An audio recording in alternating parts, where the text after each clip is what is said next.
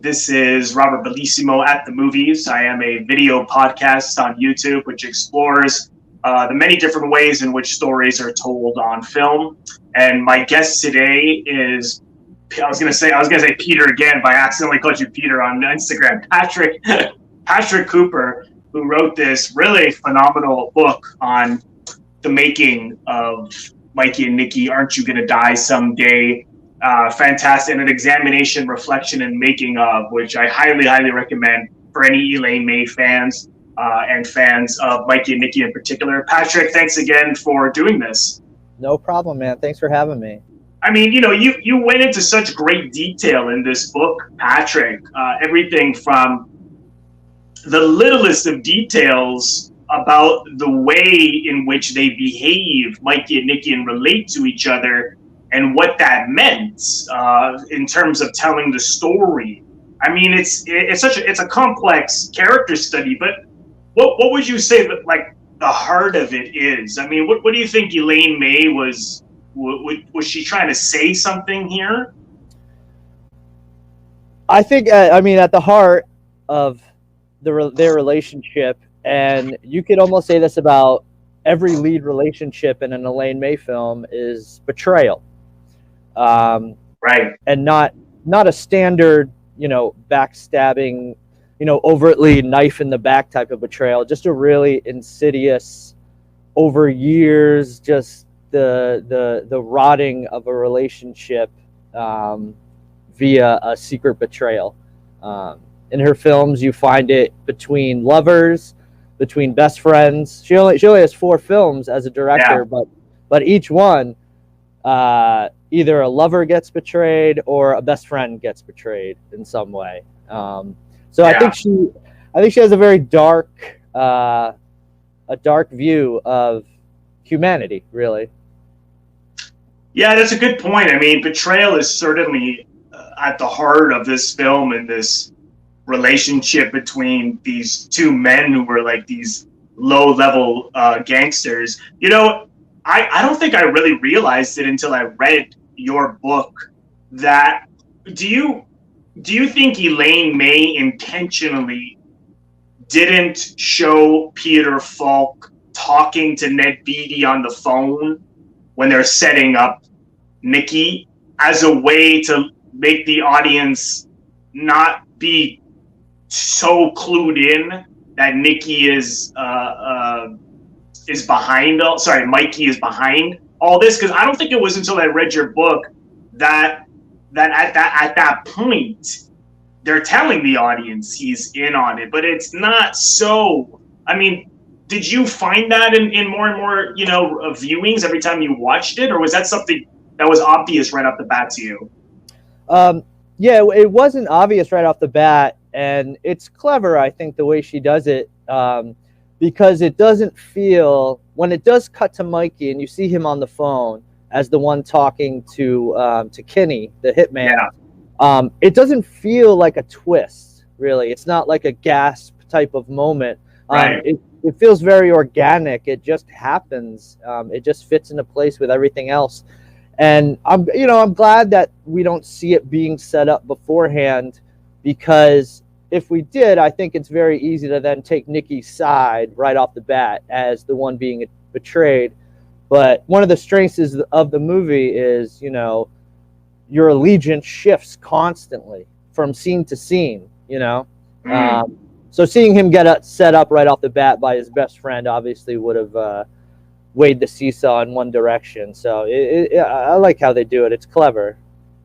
Because I could, part of me thought, how did I not see it? Because when I've seen it so many times, and now the last couple of times I've seen it, I'm like, yeah, I mean, sure enough, Ned Beatty's on the phone, hangs up the phone, and then you got Mikey as Peter Falk holding the phone, right? And then looking at the clock and telling his wife where he's going to be. And then Ned Beatty finds out where they're going to be later on. But you never see Peter Falk talk to this guy until he's in the car, which is why I always thought, I thought they didn't definitively tell you till then. So that was really clever in terms of, You know, you're sort of you're sort of walking in the shoes of Nicky in that sense, because you don't really know where Falk lies, you know, where and whether he's involved or not.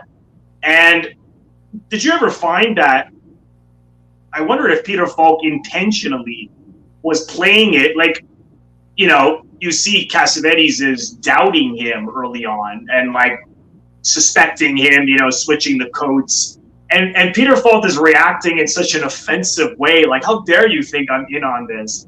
Like either he was playing it as an act, or almost like he was convinced, like he is, even though he knows he's lying, he's offended that Nicky would think he's lying. Like that's how I took it. Is that how you took it? Oh yeah, yeah. And I mean, it's so real and it's so believable. Like you just said, the hallway scene where they switch coats, and then Mikey says, "Well, give me your gun. If we're gonna switch coats, I want your gun." Almost right away in this scene, which happens early on, you're already wondering, like, does Nicky know? Does Mikey know that Nicky knows? Right. But they just have to play this charade the whole night with each other, you know? Yeah.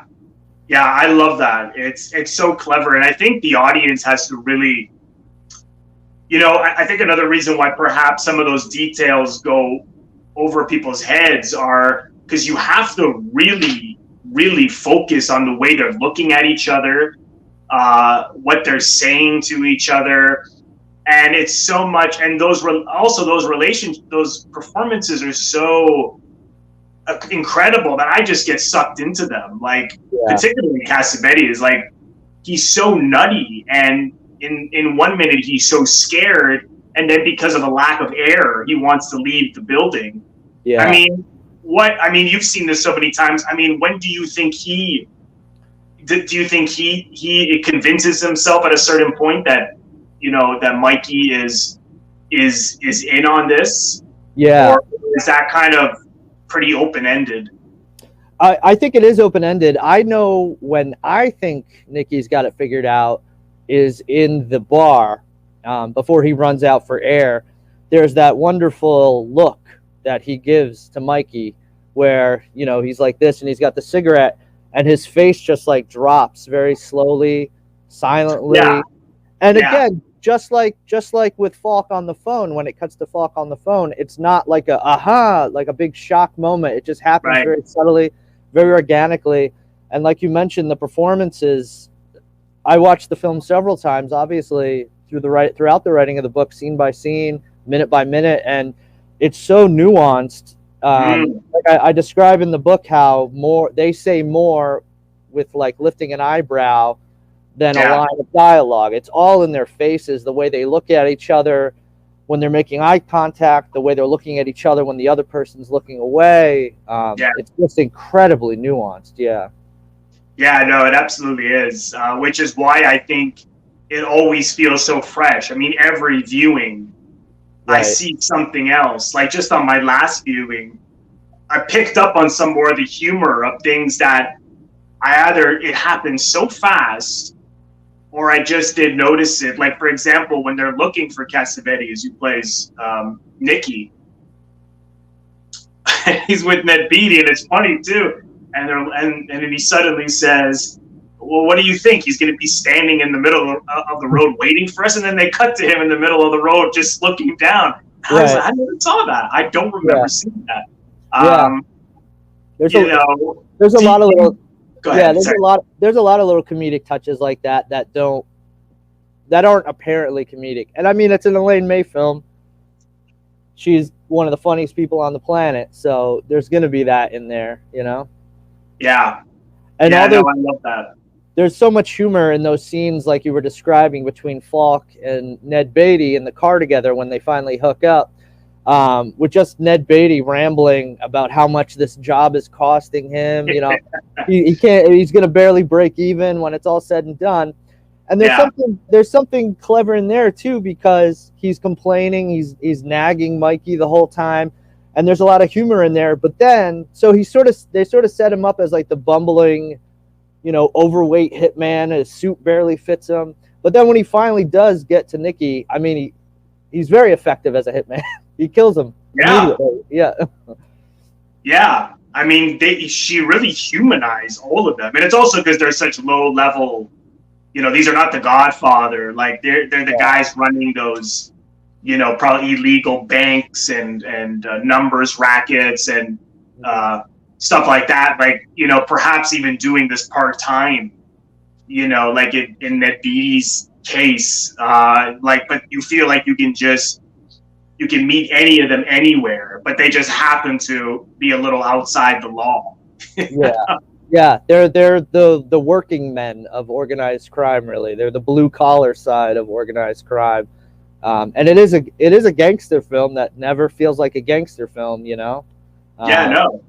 the only time the gun is fired is at the very end, and it's got a lot of the gangster characters, but it never once feels like a gangster film. It's more just like a relationship movie, really. Yeah, yeah, no, I agree. It's much more about these two guys and the history of their relationship. I'm just going to go to the chat box. We have a comment. Yeah, feel free, anyone watching, to ask any questions or leave comments in the chat box. Sean Wendell Ken, John Cassavetes is one of those people who should just be paid for being alive. That's a ELAINE May quote. I didn't hear that one. I never heard that either. That's great. Yeah. Well, they also went on to not officially work together in a production sense, but they did a lot of writing together and workshopping scripts. They certainly had I mean, when I watch this, you almost feel like he made it. Like, I don't want to take anything away from her, but yeah, that's what a lot of people comment about, is that it feels like a Cassavetes film, and I think a lot of that has to do with just the natural acting, you know, especially between Falk and Cassavetes. And when I was researching the film, when I finally got my hands on a script, the producer Mike Hausman made a copy of his personal script for me. It's all there. Yeah. I'm sure there was improv going on. You know, I'm certain there was, but line for line, it's all in the script, and it's just their natural delivery of it. Yeah, it's so incredible how real and she, like, in John Cassavetes gets this rap too for like, oh well, all the films are total improv, and as you said, no, they're not. John's films were like that too. They were all mostly written, but I mean, I suppose not having any marks to hit and the documentary crew having to react. Sorry, the crew having to react almost like a documentary. Yeah. You know, and that's why I think I even heard you comment, like, it has a grittier, rougher feel than even most of those films from that decade. Yeah, certainly. And it certainly drove the crew nuts because they never knew where Falk or Cassavetes were going to move next. That's why there's some continuity errors and stuff like that. I mean, she let them just roam around however they wanted to, really. But they did have to hit the lines. Yeah. Was there any kind of loose blocking at all? I mean, that must have been a nightmare to edit. I mean, I know that it was a nightmare to edit, but did you find out, like, was there anything, okay, we'll generally go to this area or that area, or was it totally, I don't know if you found out about that when you did the book. Not that I saw in any of the research. I mean, they did go through cameramen like toilet paper, so I'm sure it drove a few of them nuts, trying to pull focus and things like that while the two actors are roaming around the set, you know. Yeah. Oh God. Yeah.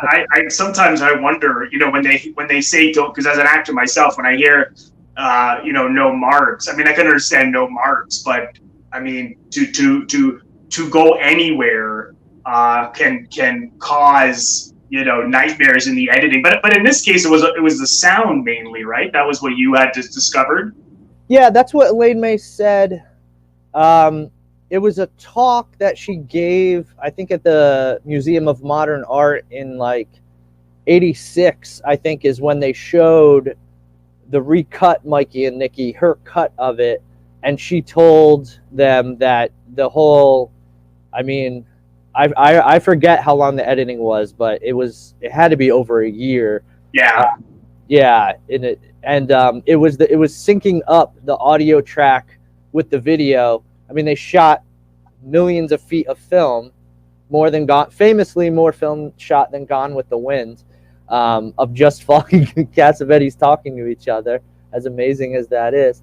So matching up the lip sync with the audio track was apparently the culprit that was keeping her in the editing room for so long. And it all seemed so seamless. Like, I was really leaning in on my last viewing to see if I can spot the dubbing, or like if it was obviously dubbed, and I can't. Like, did they redub? Like, they must have. Did they do any kind of redubbing of any kind? I wonder. I'm not sure. I know Falk and Cassavetes were there in the beginning of the editing. Yeah. They were in the room with me, so there might have been, certainly.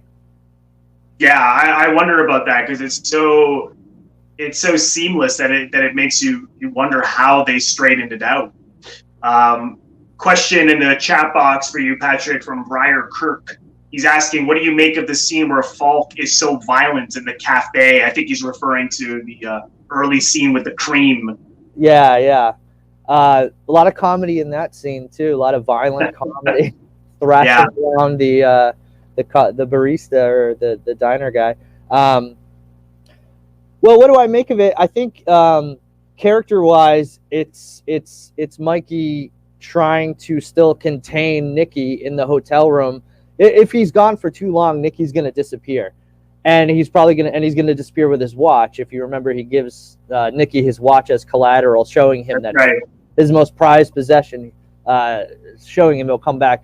I think he's just frantic to get back to the hotel, and he doesn't have time for this diner owner dragging. Yeah, he's got 10 minutes, right? Yeah. And the filming of that scene was pretty ridiculous. I found a great book when I was researching.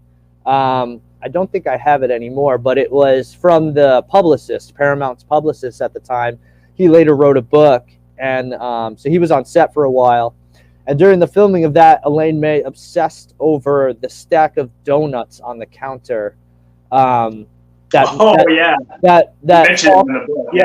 had to knock over, and she was just obsessed with. If Falk broke a donut, she was taping it back together, and just getting them stacked ever so perfectly.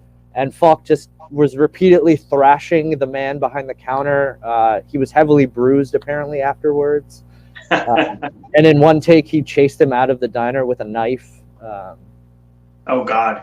Yeah. And that was the first AD of the film too, right? The guy who played the. Yeah. I think his name was Peter something, but he was the first AD on like Taxi Driver, I think. And that's right. The Friends of Eddie Coyle. Yeah, he was a really seasoned guy. Yeah. Yeah, a lot of major films. You brought up a good point in the book, was that they relate to all the people out, like, I guess you would call them the civilians outside the law, with such aggression and contempt. Like the woman on the bus driver, the guy in the cafe.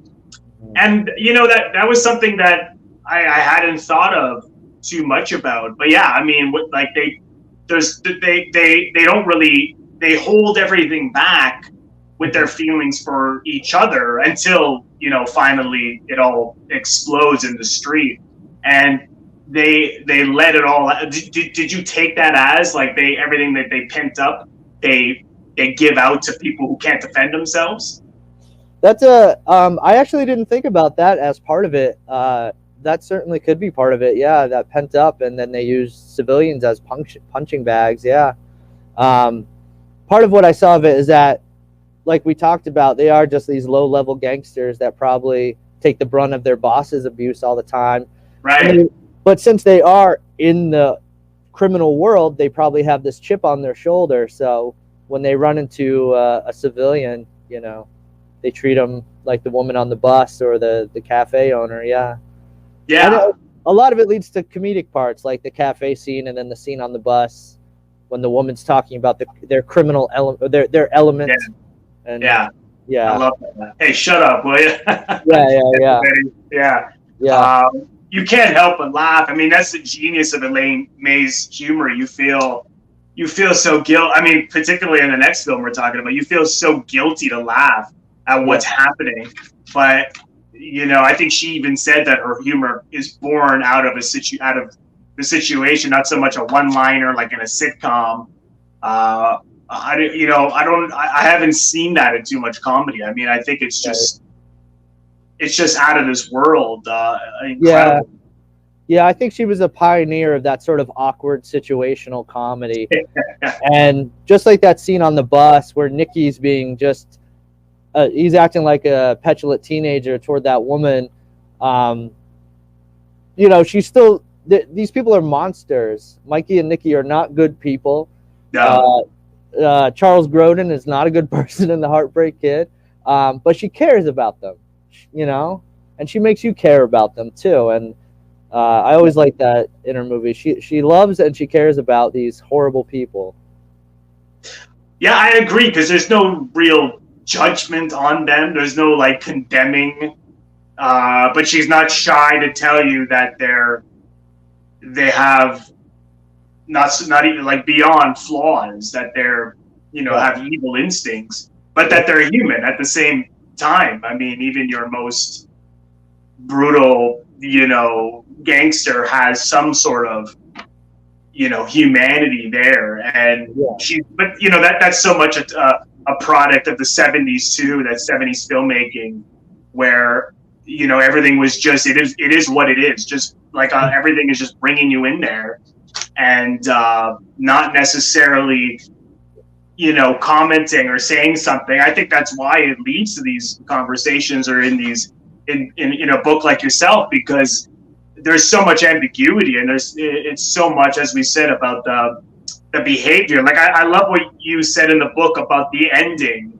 that you really thought he was there to apologize to him, and actually that makes sense, because why would you go he has to go. I always saw that as he doesn't have anyone else to go to for help other than Mikey. It's like, even if Mikey has told him to get out of his life, he's going to go back to Mikey. But at the same time, yeah, you're right, because he says, once the guy is beat, he's pulling up. He doesn't run. He doesn't run. He doesn't, so what does he? Sometimes I wonder if it's a death wish on his part. Yeah. I talk a little bit about that in the book, about Nicky's death drive, his almost desire to be punished. And you see it in the scene with Nellie, his mistress, when he goes back the second time after they slap each other. There, it's such a horrible scene, but it's brutal. But he just kind of slouches on the bed and he's like, I don't know what's wrong with me. Yeah. Like, he knows he's bad, and he knows there's something wrong with him. And then I think by the end he's like, just kill me already. I think there's a little bit there, and I think he does want to apologize before he dies. I think he wants to apologize to Mikey, but then again, he can't help himself. So when he is about to get shot, he's calling Mikey a bastard, son of a bitch. Yeah, that's right. It's almost like this complete outburst of all of his emotions. He's sorry, but he also thinks you're a bastard. He also wants to die, but he also wants to get in the house so he can live. It's just, he's completely a cornered animal at that point, No, well said. And I imagine you got the Criterion release, Mikey and Nicky. Yeah.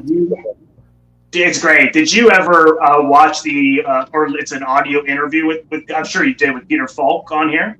Yeah, I must have listened to it, yeah.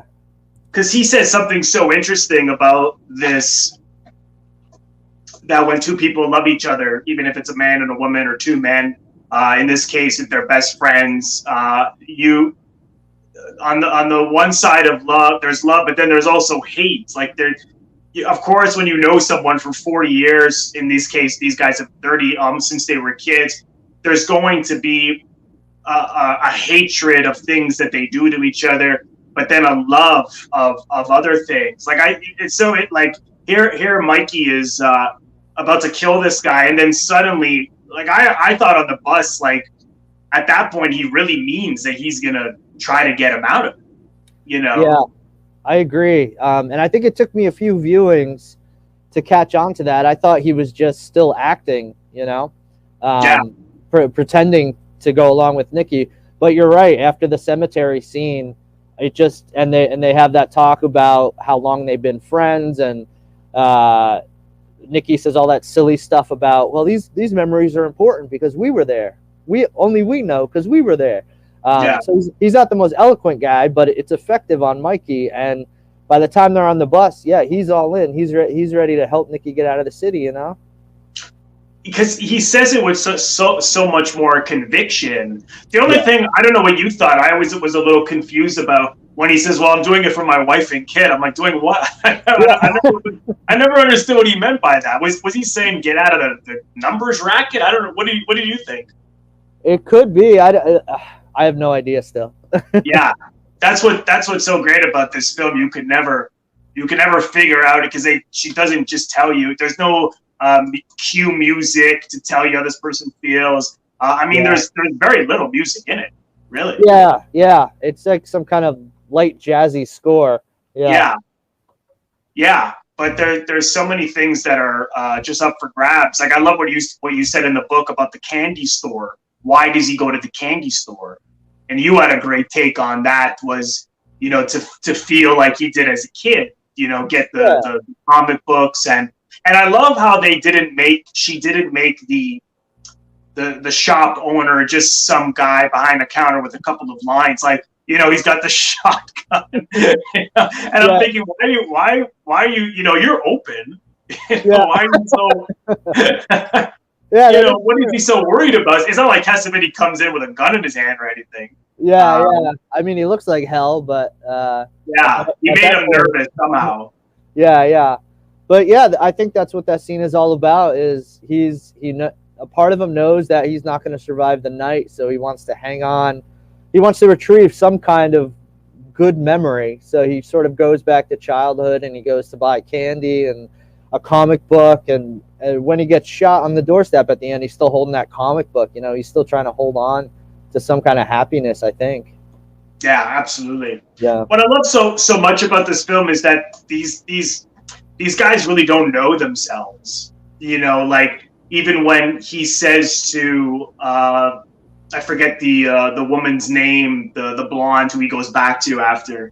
Nellie, and he says to her, "I don't know what's wrong with me. Maybe I just always need to show off," which is true, but it's beyond showing off. Like, I mean, he humiliates his friends. He destroys his relationship with his wife and the baby. He cheats. He takes advantage of people, but he just sees that as this surface level of, wow, I'm a show off. He's very self-destructive and doesn't realize it. Exactly. Yeah. And exactly. And that one line says so much. Just maybe I want to show off. It's like, really? Come on. Yeah. And that's probably the only scene where Nicky is honest. Maybe not only to himself but to someone else, because Nellie's there as well. But when he says, I don't know what's wrong with me. Like, it might be the only time he's honest in the whole film. I think so. Yeah. And it's also that's I was arguing with someone, not about this film, but about something else, where, because those moments are so fast, again, she doesn't hang on something to make it more sentimental. Mm-hmm. It says a couple of things, and I was talking about another film where I really thought there was a couple of things that were very, very short, just like that spoke volumes. And, this person said, that little moment told you that much? And I'm like, well, yeah. I mean, but I want to go and think about it. I suppose you have to want to invest in these guys, in this story. Otherwise, it's just going to be a guy setting up his friend who gets killed at the end, and that's all you're going to get from it. Yeah, it's a very simple movie on the surface. And I mentioned in the book, the first time I watched it was just sort of, I was in this cycle of watching a lot of 70s, crime flicks, all the, the grittiest ones I could find. And you watch this, and it's two guys talking to each other for 90 minutes or so, and then one dies at the end. So it's very simple at first, but yeah, the more you read it, and the more you look between the lines of dialogue, the more you see. And you got to remember too, Elaine May started writing this in the 50s. Right. I think 1954 was the first evidence, or the first mention of the script being kicked around, when it was a one-act play. So this was percolating in her brain for 30 some odd years, or 20 years before they started filming it. So that's why I believe there's a lot of intent behind everything, every line, every word. You know. Oh no, I totally agree. And then, you know, on Mikey's part, you know, on my last viewing, it really stood out to me as how here he is in the house, Ned Beatty circling the block in case Nicky gets there. And I'd imagine most people would be thinking about, what am I going to do if he comes here, or something along those lines. But then he's talking about his brother. He goes again about Izzy and his brother Izzy. You know, I always remember him saying he loved Nick, and he loved Izzy, that his father. And then she says, of course, well, I'm sure he loved you too, and he doesn't answer. I always understood that as jealous. You know, obviously he was jealous. He wasn't loved by his father. He felt left out. But I never picked up on the fact that right before that he says, I was the favorite. Did you pick up on that line? Yeah. You know, so again, it's the lying to yourself. You know. Yeah. It's a devastating scene. And you're right. He knows the hitman is probably on the way there, or at that point he doesn't. But it's completely heartbreaking. And again, it's at this point we know Mikey's a monster. He's setting up his friend to be killed. But you know, Elaine May makes you care about them with this heartbreaking recollection of his father not loving him, and he's been lying to his wife and his best friend the whole time about this prized possession watch that his father gave him, but his father only gave it to him because Izzy died, you know? And at that point, all Mikey has left is his wife, so he's trying to make her understand and reassure her, no, I'm a favor, I'm a good, I'm a man, sort of, type of thing. It's just a devastating scene. Yeah, no, it absolutely is. I mean, that's just what I love so much about films that are just truly about behavior and relationship exploration. I was curious, did you find out anything in your research about what Sanford Meisner's experience was like on this film? Who played the boss? Resnick, Resnick, that's it. And Will Hickey was his captain. Two legendary acting teachers. I actually didn't find out anything about them, their experience on the set. Research-wise, I mean, 90% of the people involved are dead, so it was tough. But the people I did find were super generous and super enthusiastic about the film. But no, I'm not sure. They're awesome in those scenes, though. They're hysterical. But no, I didn't find out. I did find out, to touch on that though, because I spoke at length with the producer, Mike Hausman. He invited me over in New York. He was super generous. And then I also spoke to Joyce Van Patten, who plays Nicky's wife, legendary actress. She was super nice. It was funny to me, both of their reactions to both of their experiences on the film. You had the actress, Joyce Van Patten, who had nothing but wonderful things to say about Elaine and Cassavetes, and then the producer, Mike Hausman, who wanted to strangle Cassavetes every day, it sounded like, and strangle Elaine. So that was pretty fun to see the dichotomy there. It was cool. Was it easy to get in touch with people, or was it a lot of cold calling? I called. I called the agents I could find. Emmett Walsh did not get back to me. Ned Beatty has quietly retired to the mountains somewhere. His agent told me. Mike Hausman got back to me right away. Joyce Van Patten got back to me right away. Elaine May, I mean, forget it. It's Yeah, impossible. That was a Hail yeah, Mary call, you know, yeah. I think she's done 3 interviews in her whole career. in like 50 years. Yeah, yeah, Yeah.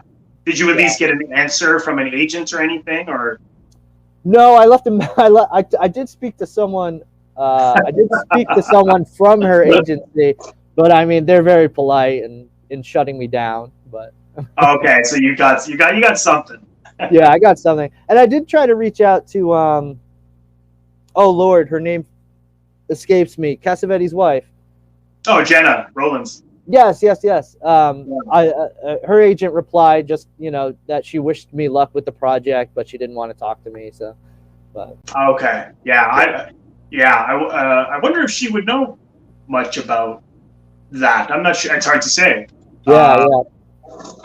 but yeah, no, it's such a great film, and as I said, the book, for anyone who hasn't read the book, and if you love this film, Patrick Cooper's "Aren't You Gonna Die Someday?" I really, and you go so much into the production and the post production and some of the things that we've touched on, which I found really really fascinating. Where's the best place for people to get the book? You can get it on Amazon, or you can get it directly from the publisher. It's Bear Manor, Yeah, Bearmanor. I'm not sure of their website, but just Google yeah, Bear. yeah. Bear Manor. It's on the back here. BearManorMedia.com. There you go.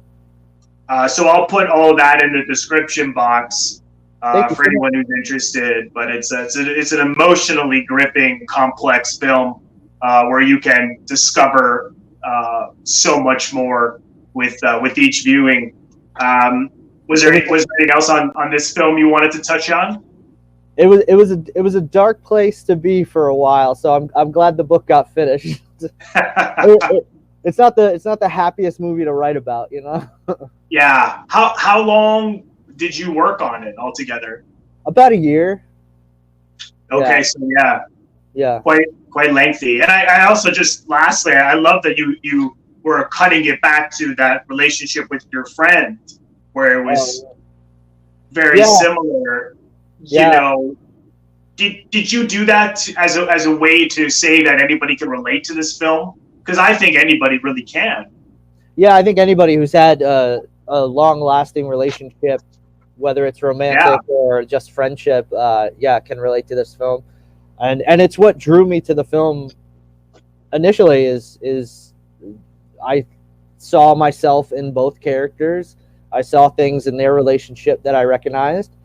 It's not exactly a movie you want to see yourself in. So to sort of exercise that out of my system, I had to write about it. yeah.